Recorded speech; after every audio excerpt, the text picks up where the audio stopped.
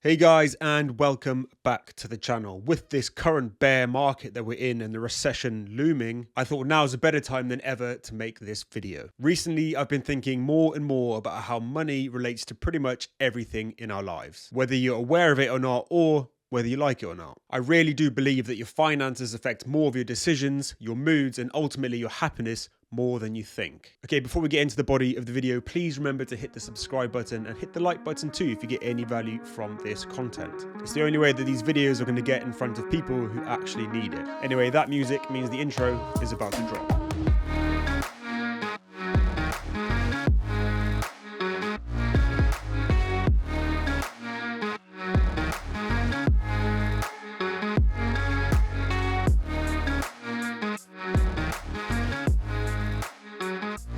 So in this video, I wanted to talk to you about the correlation between health and wealth. This is two parts to the trifecta that I believe makes a good life: health, wealth, and freedom. And I really do think that if you focus on these three things, you could live a more productive and meaningful life. And don't worry, I've not gone full woo-woo and motivational speaker on you. Just bear with me because I think there's a lot of truth to what I'm about to say. And I would urge you to just spend, even if it's a little bit of time, thinking about it yourself. This is something that only became apparent to me when I began focusing on money and looking a bit closer to myself and how I approach life. I spent many years focusing on my own health, from lifting at the gym to being active with Brazilian Jiu-Jitsu and trying to eat as best as I could. Now, the benefits of exercising and healthily are so widely talked about that everybody knows that they should be doing it. Unless you're taught the fundamentals and have the drive to actually implement them, you may never get started. So after spending a fair bit of time thinking about this subject, I've identified some similarities and connections between both health and wealth. So I'm going to break them down for you and explain why I think they need to be used in conjunction with each other. But it might be a good idea to start with defining what I mean by both health and wealth. So when I refer to health, I'm talking about four different elements that I can see anyway. Firstly, physical.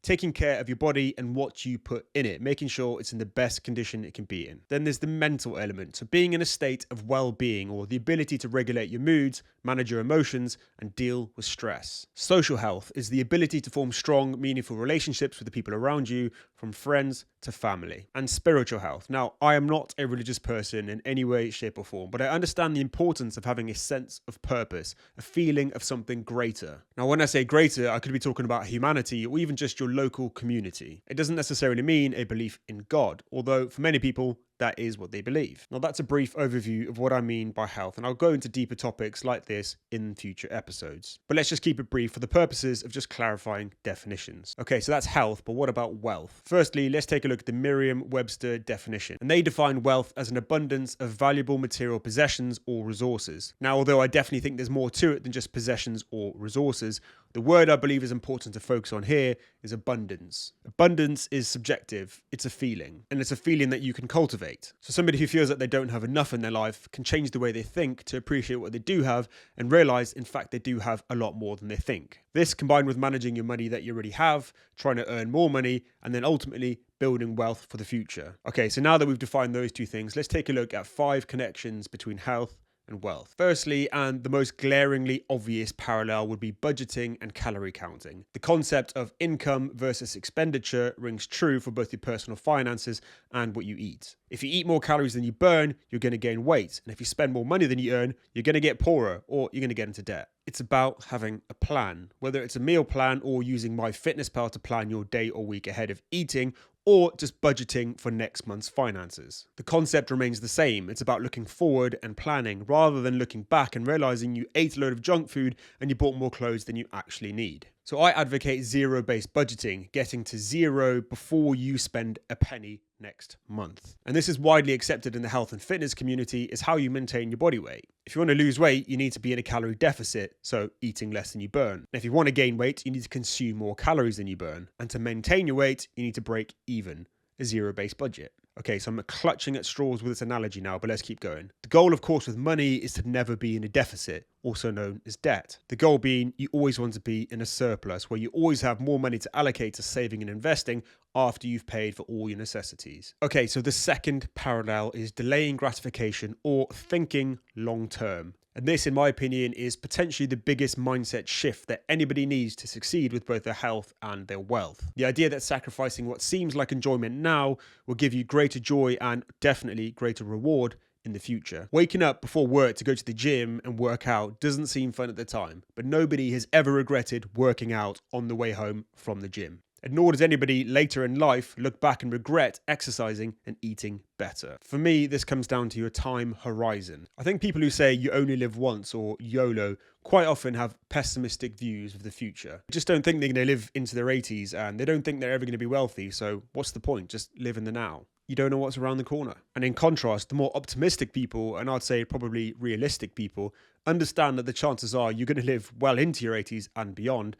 And if you don't prepare yourself for that, you're going to be in a world of pain and suffering when you're older. The more you have your shit together now, the further your time horizon extends. So I guess that begs the question then, how do you get your shit together? For me, it was taking stock of where I was currently at, owning my mistakes and coming up with a plan. Even if it wasn't perfect, coming up with something that I can stick to. By doing this, you're naturally going to think about the now and also the future, causing the decisions you make around your health and wealth to improve. Okay, thirdly, incremental progress. Small, unnoticeable improvements done over time will amount to huge changes. A quote from the book The Compound Effect by Darren Hardy reads, "You will never change your life until you change something you do daily. The secret of your success is found in your daily routine." And a similar idea is in another great book by James Clear, Atomic Habits. Both are really good books and I highly recommend them. I'll stick both those links in the description box below. But if you think about it, when you lift weights, the only way to get stronger is to add weight to the bar. But you don't throw an extra 40 kilograms onto your max deadlift. You add 1.25 kilograms each week, or as little as you can. Sometimes you hit it, sometimes you fail. But as long as you're slowly adding more weight over time, before you know it, you're hitting personal bests. And I can think of no greater analogy than this for your investing journey. Just as you need to start light when you go to the gym, you need to start small when you're investing. You start to learn and understand how investing works, and the risk of losing a lot of money is minimized. As you get more comfortable with volatility and seeing how the stock market actually works, you're naturally going to start putting more money into your portfolio. And by incrementally increasing the amount you invest consistently over time, over the years, you're going to build up a sizable pot of money that allows you to have the freedom to make choices about what you do. Number 4, without health, you can't build wealth. What's the point of having money if you're not fit enough to enjoy it? Unless you win the lottery, build a massively successful business and sell it at a young age, or come into a huge windfall, for most people, building wealth takes time. And of course, over time we age, and with age comes a decline in health. So over time, your wealth is likely to increase and your health is likely to decline. So the goal should be for everybody to increase the rate at which you increase your wealth and decrease the rate at which your health declines. And by doing this, you have the most possible time to enjoy the fruits of your work and investing. This is possibly the biggest pushback I hear from people when it comes to investing in the long term,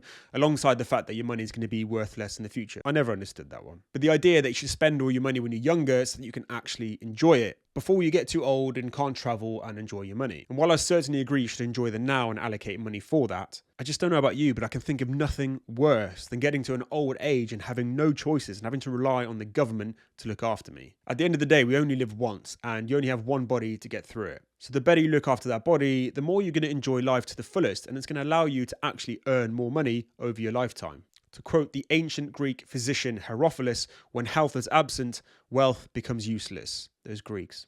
So wise. And number 5, wealthy people are more healthy and healthy people are more wealthy. Now, this might be one of those what came first, the chicken or the egg, or correlation doesn't equate causation topics, but the evidence suggests that being healthier causes you to be wealthier. In 2015, a study was done by researchers at the Urban Institute and Virginia Commonwealth University, and they assessed the intricate connection between health and income. They found, and I quote, "The greater one's income, the lower one's likelihood of disease and premature death. Studies show that Americans at all income levels are less healthy than those with incomes higher than their own. Not only is income associated with better health, but wealth affects health as well." And from personal experience, I can definitely see how this is the case. Not necessarily being wealthy, but getting to a position where your finances are in order and you're not worrying about money from day to day. It's having the comfort that if things really went sideways, you lose your job or you get ill, you're going to be okay for at least 3 to 6 months because you have an emergency fund in place, or potentially longer. Until you're in a position like this, you really can't understand the weight that is lifted off your shoulders. And this can only improve how your body reacts to stress. Now, disclaimer,